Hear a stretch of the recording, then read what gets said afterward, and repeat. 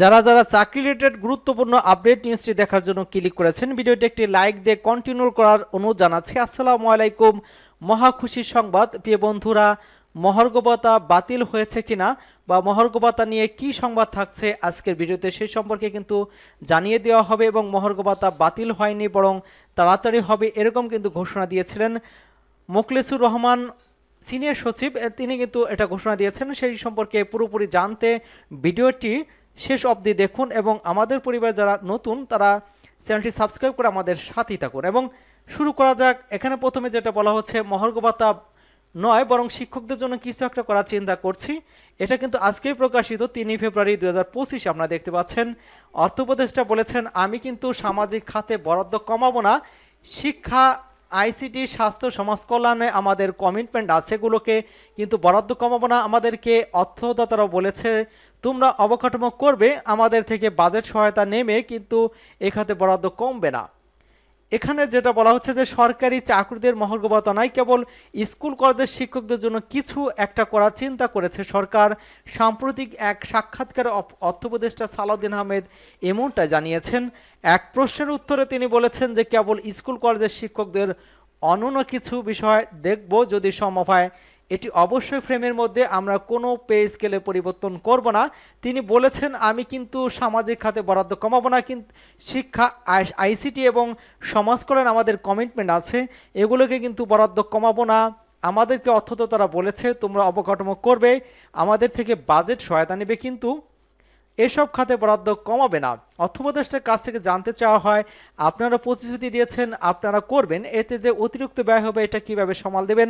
এটা তো দীর্ঘকালীন একটি ব্যয় ধরা হবে। এবং সালাউদ্দিন আহমেদ আরও বলেছেন যে রাজনৈতিক সরকার থাকতে ওরা এটা করেনি, এখন আমরা যেটা দিচ্ছি এটা একেবারেই নয়। এসব লোক একেবারে বঞ্চিত হয়েছে।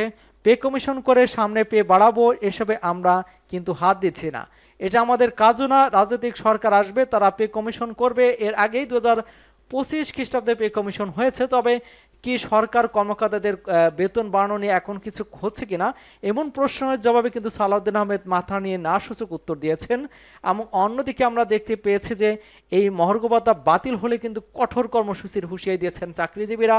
এখানে বলা হচ্ছে যে মহার্ঘ ভাতা বাতিলের সিদ্ধান্ত প্রতিবাদ জানিয়েছেন 11 থেকে 20তম গ্রেডের সরকারি চাকরিজীবীরা। এই ধরনের কোনো সিদ্ধান্ত সরকার নিয়ে থাকলে কর্মবিরতি সহ কঠোর কর্মসূচির হুঁশিয়ারি দিয়েছেন তারা। জাতীয় প্রেস ক্লাবের সামনে সরকারি চাকরিজীবী ফোরাম আয়োজিত এক প্রতিবাদ অবস্থান কর্মসূচিতে এই হুঁশিয়ারি দেন তারা কিন্তু ঘোষণা করেছিলেন যে 31 জানুয়ারির মধ্যে যদি মহার্ঘ ভাতা না দেওয়া হয় সেক্ষেত্রে কিন্তু 7 ফেব্রুয়ারি কেন্দ্রীয় শহীদ মিনারে সমাবেশে ঘোষণা দিয়েছে সরকারি চাকরিজীবী ফোরাম। অপ্রতিবাদী অবস্থান কর্মসূচিতে বক্তারা অবিলম্বে বৈষম্যমুক্ত নবম পে স্কেল দেওয়ার জন্য পে কমিশন গঠনের দাবি জানান।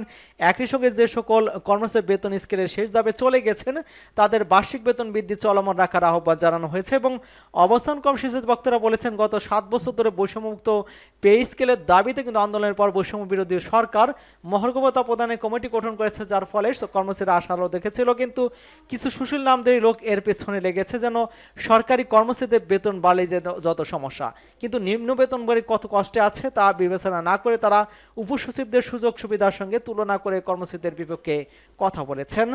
এখানে 11 থেকে 20তম গ্রেডে যারা রয়েছেন তারা কিন্তু তাদের ফোরামের সাধারণ সম্পাদক যে রয়েছেন মাহমুদ হাসান, তিনি বলেছেন যে পত্রিকার মাধ্যমে আমরা জানতে পেরেছি এখন আর মহার্ঘ ভাতা দেওয়া হবে না। যদি এ ধরনের কোনো পদক্ষেপ নেওয়া হয় তাহলে কিন্তু কঠোর কর্মসূচি ঘোষণা করা হবে, প্রয়োজনে সারা দেশে কর্মবিরতির মধ্যে ঘোষণা করা হবে, এমনটা কিন্তু তারা জানিয়েছেন। এবং আমরা দেখতে পেয়েছিলাম যে মহার্ঘ ভাতা নিয়ে মোখলেসুর রহমান সুখবর দিয়েছিলেন, সেই সুখবর কিন্তু এখন দুঃসংবাদে পরিণত হতে যাচ্ছে। তবে যেহেতু আন্দোলনের ডাক দিয়েছেন সেটার একটা সুরাহ হবে এমনটা কিন্তু আশা করতে পারছি আমরা। এবং মহার্ঘ ভাতা নিয়ে যদিও কমিটমেন্ট এখানে যেটা দেওয়া হয়েছে যে শিক্ষকদের অর্থাৎ এমপিভুক্ত শিক্ষক কর্মচারীদের বা সরকারি শিক্ষক কর্মচারীদের কিন্তু বিশাল একটা সুবিধা দিবে, এমনটা কিন্তু অর্থ উপদেষ্টা সালাউদ্দিন আহমেদ বলেছেন। আশা করি আপনারা পুরোপুরি বুঝতে পেরেছেন। সকলকে ধন্যবাদ জানাচ্ছি এবং আমাদের চ্যানেলকে যারা এখনো সাবস্ক্রাইব করেননি চ্যানেলটি সাবস্ক্রাইব করে আমাদের সাথেই থাকুন।